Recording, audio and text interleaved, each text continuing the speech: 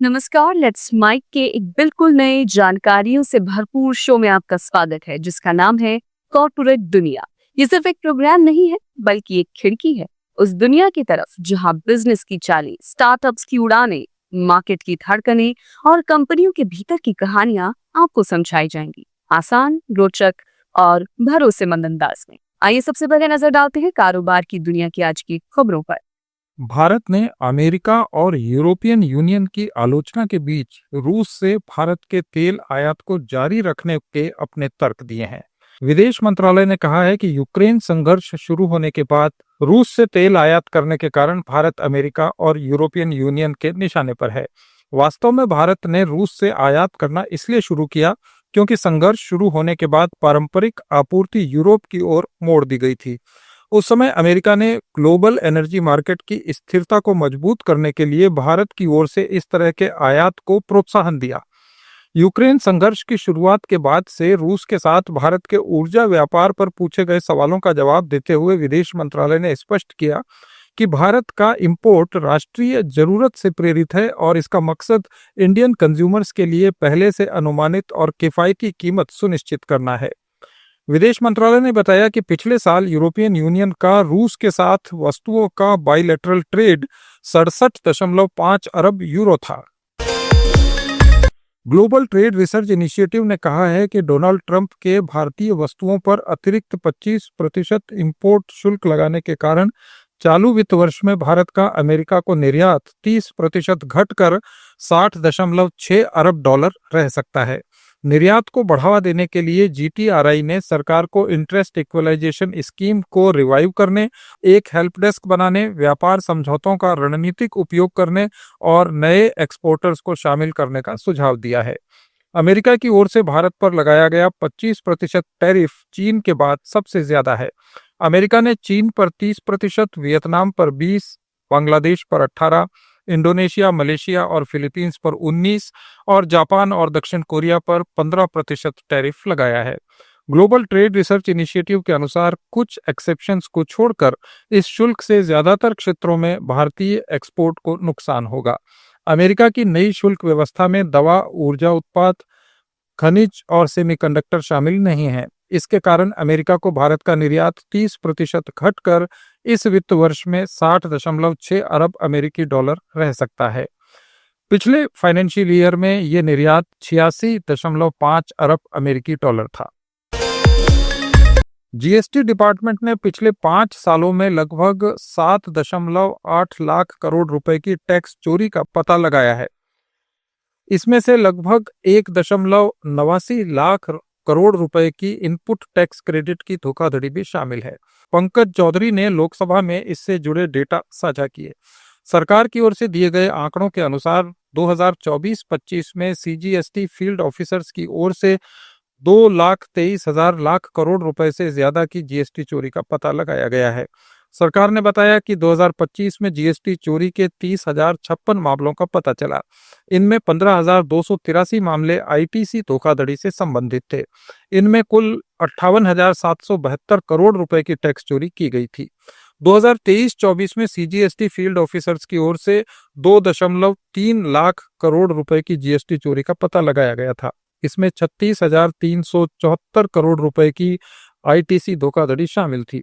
चौधरी ने कहा कि केंद्र सरकार और जीएसटी डिपार्टमेंट टैक्स चोरी को रोकने के लिए कई कदम उठा रहे हैं, जैसे ई इनवॉइसिंग के माध्यम से digitalization, GST analytics systems, flag mismatch के आधार पर आउटलायर्स को उजागर करना, खुफिया जानकारी हासिल करना और उसको एक्सचेंज करना, रिटर्न्स का सिलेक्शन करना और अलग अलग जोखिम मापदंडों के आधार पर ऑडिट के लिए टैक्स पेयर्स का सिलेक्शन करना शामिल है। इंटरनेशनल एयरपोर्ट ट्रांसपोर्ट एसोसिएशन ने एक रिपोर्ट में बताया कि 24 करोड़ 1 लाख यात्रियों को संभालने के साथ 2024 में भारत दुनिया का 5वां सबसे बड़ा एविएशन मार्केट बन गया है। इस दौरान मुंबई और दिल्ली सबसे व्यस्त एयरपोर्ट्स में शामिल रहे। दुनिया भर की करीब 350 विमानन कंपनियों का प्रतिनिधित्व करने वाली आईएटीए की ओर से जारी वर्ल्ड एयर ट्रांसपोर्ट स्टैटिस्टिक्स के ताज़ा एडिशन के अनुसार पिछले साल भारत में हवाई यात्रियों की संख्या 21 करोड़ 10 लाख रही। 2023 से ये 11% ज्यादा है। 87 करोड़ 60 लाख यात्रियों के साथ अमेरिका अभी भी विश्व का सबसे बड़ा विमानन बाजार बना हुआ है। इसमें अमेरिका के घरेलू बाजार का प्रमुख योगदान रहा है। कोल इंडिया लिमिटेड ने बिजली की बढ़ती मांग को पूरा करने और इंपोर्ट पर निर्भरता कम करने की रणनीति के तहत इस वित्त वर्ष के लिए 90 करोड़ टन का आपूर्ति लक्ष्य निर्धारित किया है। ये पिछले साल से 18% ज्यादा है। देश की सबसे बड़ी कोयला कंपनी की ताजा वार्षिक रिपोर्ट के मुताबिक कुल कोयला भेजने का करीब 74% अकेले बिजली क्षेत्र में इस्तेमाल होने का अनुमान है। ये देश भर में निर्बाध बिजली आपूर्ति सुनिश्चित करने में CIL की महत्वपूर्ण भूमिका को रेखांकित करता है। CIL ने बताया कि 2025-26 के लिए बिजली क्षेत्र से अनुमानित मांग 60 करोड़ 81 लाख टन कोयले की है। कंपनी का टारगेट बिजली और उपभोक्ताओं की सभी जरूरतों को पूरा करने के लिए इंपोर्टेड कोयले का विकल्प भी चुनना है। कंपनी ने कहा कि CIL का वृद्धि खाका सरकार के हर घर 24 घंटे बिजली उपलब्ध कराने के लक्ष्य के अनुरूप है। इसके लिए 2028-29 तक उत्पादन को 1 अरब टन तक बढ़ाने की योजना है। अमेरिका की कंपनी टेस्ला के CEO एलन मस्क को 29 अरब अमेरिकी डॉलर के 9 करोड़ 60 लाख शेयर दिए गए हैं। अमेरिका में डेलावेयर की अदालत ने मस्क के भारी भरकम वेतन पैकेज को रद्द करने के लिए कंपनी को आदेश दिया था। इसके 6 महीने बाद उन्हें ये शेयर देने का फैसला किया गया। इलेक्ट्रिक व्हीकल बनाने वाली इस कंपनी ने शेयर बाजार को बताया कि मस्क को पहले टेस्ला को सशर्त शेयर के लिए प्रति शेयर 23.34 अमेरिकी डॉलर का भुगतान करना होगा। जज कैथलीन मैककॉर्मिक ने अपने फैसले में कहा था कि मस्क का वेतन शेयर होल्डर्स के साथ अन्यायपूर्ण है। उन्होंने कहा कि मस्क और टेस्ला बोर्ड ये साबित नहीं कर पाए कि यह पैकेज उचित है। मस्क के दोबारा अपील करने के बाद भी अदालत ने उनकी याचिका खारिज कर दी। इंडिया पोस्ट यानी भारतीय डाक विभाग अब मॉडर्न होता जा रहा है। डाक विभाग ने देश भर के डाकघरों में UPI को इंटीग्रेट करने का फैसला लिया है। इसके बाद अब आप स्पीड पोस्ट बुक करते समय डिजिटल पेमेंट कर सकेंगे। इससे किसी भी डाकघर में डिजिटल भुगतान हो सकेगा और इसके लिए मना नहीं किया जाएगा। इसके साथ ही इंडिया पोस्ट ने अपनी सेवाओं को और बेहतर बनाने के लिए अपनी IT प्रणाली में भी कई बदलाव किए हैं। हालांकि अभी लोगों को इसके कारण बहुत दिक्कतें आ रही हैं। डाकघरों में चरणबद्ध तरीके से अपनी IT प्रणाली को अपग्रेड किया जा रहा है।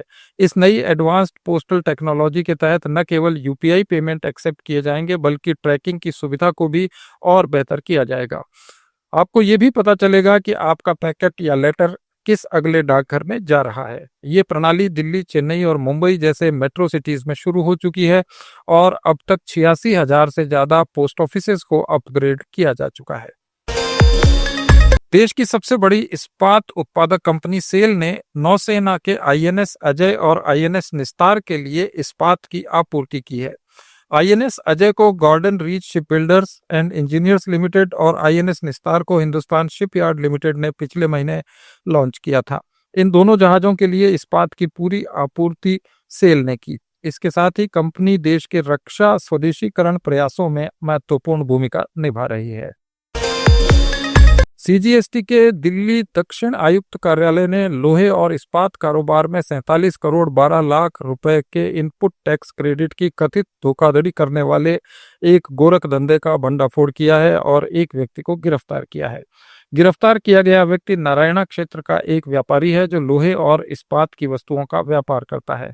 ये मामला करीब 261 करोड़ रुपए के फर्जी चालान के आधार पर 47 करोड़ 12 लाख रुपए के ITC का लाभ उठाने और उसे आगे बढ़ाने से जुड़ा है, जबकि वास्तव में माल की आपूर्ति की ही नहीं गई थी।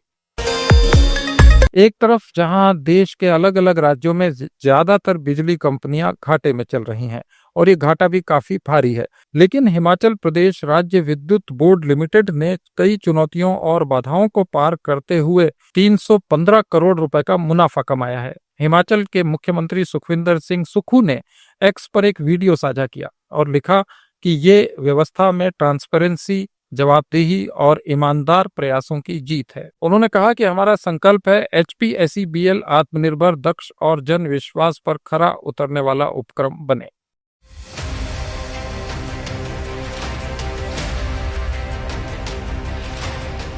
बरसों से घाटे में चल रहा था हिमाचल प्रदेश राज्य विद्युत बोर्ड लिमिटेड HPSEBL। हर साल घाटा, हर साल चिंता। फिर 2.5 साल पहले व्यवस्था परिवर्तन की शुरुआत हुई। हमने तय किया अब हर सरकारी संस्था को आत्मनिर्भर बनाना है। हमने एक नया विजन अपनाया, आय बढ़ाओ, खर्च पर नियंत्रण रखो और हर स्तर पर जवाबदेही तय करो। HPSEBL में पारदर्शिता और जवाबदेही बढ़ाई गई। नतीजा इतिहास रच गया। 315 करोड़ रुपए का मुनाफा। पहली बार HPSEBL घाटे से बाहर आया, मुनाफे में गया। अब इसका सीधा लाभ पहुंचा कर्मचारियों और पेंशनर्स को। ग्रेच्युटी, चिकित्सा प्रतिपूर्ति, संशोधित पेंशन एरियर, अवकाश नकदीकरण, इन सब के लिए 2024-25 में स्वीकृत हुई लगभग 370 करोड़ की राशि। पिछले साल ये रकम सिर्फ 87 करोड़ थी।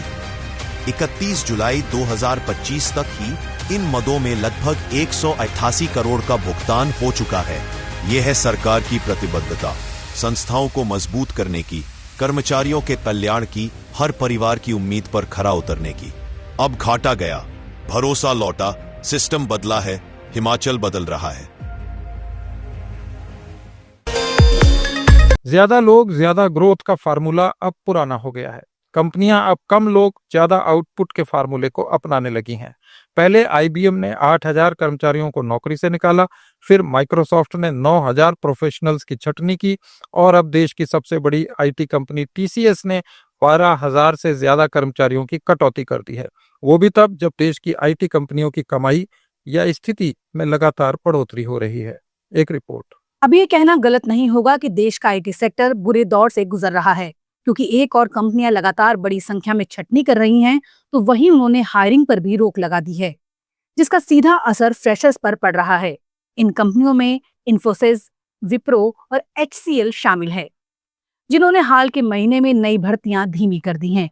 TCS ने अप्रैल-जून 2025 में 63,437 करोड़ रुपए की कमाई दर्ज की, जो 1.3% की बढ़त है। मुनाफा भी 5.9% बढ़ा है। इन्फोसिस की कमाई 7.5% बढ़कर 42,279 करोड़ रुपए हो गई। HCL टेक ने ज्यादातर कंपनियों से बेहतर प्रदर्शन करते हुए 8.1% की ग्रोथ दिखाई। इसके बावजूद कंपनियों ने वर्कफोर्स घटा दिया या फिर उनकी संख्या स्थिर ही रही। कर्मचारियों की कटौती में मुख्य 2 वजह हैं। पहली वजह है AI का चलन और दूसरी मुख्य वजह है भर्तियों में पिरामिड मॉडल का टूटना। TCS, इन्फोसिस और HC टेक जैसे दिग्गज अब अपने काम में AI और जेन AI का इस्तेमाल बढ़ा रहे हैं। इससे काम की रफ्तार और कुशलता बढ़ी है, लेकिन अब पहले जितनी संख्या में कर्मचारियों की जरूरत नहीं पड़ती। आमतौर पर कंपनियां पिरामिड मॉडल यानी नीचे से ज्यादा लोगों को भर्ती करती थी और ऊपर के लेवल पर कम, लेकिन अब ऑटोमेशन बेसिक काम खुद कर रहा है, तो कंपनियां स्किल आधारित हायरिंग की तरफ बढ़ रही हैं। फ्रेशर्स के लिए जॉब पाना पहले से ज्यादा मुश्किल हो गया है। IT इंडस्ट्री कम लोग ज्यादा आउटपुट पर फोकस कर रही है। इसका सीधा असर इंजीनियरिंग कॉलेजों, फ्रेशर जॉब्स और स्किल ट्रेनिंग इंडस्ट्री पर पड़ेगा। आप सुन रहे थे लेट्स माइक कॉर्पोरेट दुनिया। इस पर आपकी राय का इंतजार रहेगा। लेट्स माइक के कमेंट बॉक्स में जरूर बताइएगा। चैनल लाइक और सब्सक्राइब कीजिए और अगले कार्यक्रम में आप सुनेंगे नॉर्थ ईस्टर्न स्टेट्स के समाचार। जुड़े रहिए लेट्स माइक के साथ। आप सुन रहे थे let's mike more than radio. Follow कीजिए हमें हमारे सोशल मीडिया प्लेटफॉर्म्स पर। It's time for news. It's time for more than radio. Presenting the first radio news app, Let's Mic. Let's Mic, a news-based app on your phone where you get to watch and listen news, talk shows, interviews, radio show podcasts. On Let's Mic, you get all relevant information of TV, print, radio, podcast, and digital. Let's Mic talks about every segment of life.